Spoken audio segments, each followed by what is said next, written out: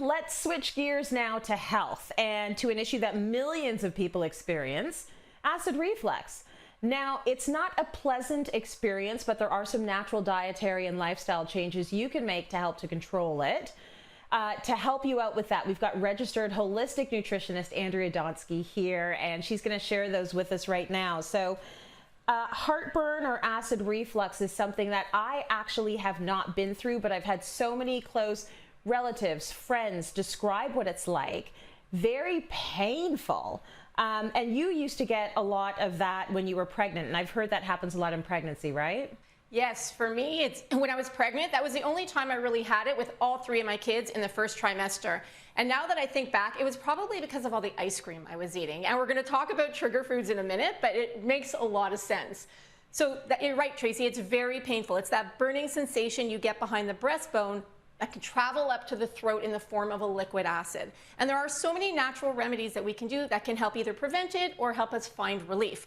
The one thing I do want to mention, though, is if you have any pre-existing medical conditions, please speak to your doctor before trying any of the natural remedies. So one of the most popular natural remedies for heartburn is aloe vera juice. Now, it's been around for a long, long time, and it helps to reduce inflammation in the body. It also helps to reduce that acidity. It has over 200 different bioactive components, including polysaccharides, that help with our overall health and digestion.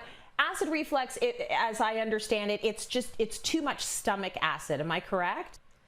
Actually, in fact, for many people, it's too little stomach acid. I know it sounds really crazy, but it's too little stomach acid. So something else that you could do is you can take a supplement called HCl, which is betaine hydrochloride.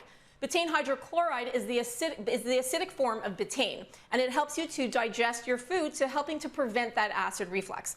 So you want to look for digestive enzymes that have it in it. You can take it on its own, and if you're getting in the form of a digestive enzyme, make sure that that digestive enzyme also has pepsin in it. Pepsin helps to break down protein in our meals into smaller peptides that help us digest our food better. Now, we want to take HCl when we're eating a bigger meal that has protein in it. Very important. Now, some people don't like HCl. They find it doesn't really help. If that's the case for you, try digestive bitters. Digestive bitters are amazing because they naturally help to increase the stomach acid. So your stomach acid. So what you do is you spray it 3 or 4 times in your mouth. Tastes really bitter, which is what it's supposed to do. And then you do it about 10 to 15 minutes before you eat. And again, it'll help you digest your food better. Okay, and create more acid. That's interesting. Okay, are there any foods that can actually help you out with this? Oh yeah, there's so many different foods. So first of all, ginger has been used for centuries as a digestive tonic. So what you want to do is you want to make sure that you're using fresh ginger root. Now, it's anti-inflammatory, it's alkaline, and it also has been shown, newer research shows that it can help suppress H. pylori, and it can block the acid from coming back into your esophagus. You can also try apple cider vinegar. Now, this is more of a home remedy, but some people swear by it. There's not as much research as there is, let's say, on ginger, but some people do love it, and it'll naturally increase that stomach acid as well. You want to take a teaspoon to a tablespoon, dilute it in 8 ounces of water, and then drink it again about 30 minutes before you eat. And then, of course, fruits and vegetables, Tracy. I know we talk about this a lot. Make sure that you're getting a lot of alkaline foods in your diet, as well as fiber. That'll help to move the food along through your digestive system, and it'll also help to keep you more alkaline. Okay, so we've covered the food. Now, how about the lifestyle aspects that might help you out with this? So some things that we can do is we want to make sure we're eating smaller meals. We want to avoid foods that are triggering us. So for example, a lot of people say chocolate or coffee, dairy, spicy foods are all triggers. You can keep a food journal to really tell what foods are triggering you.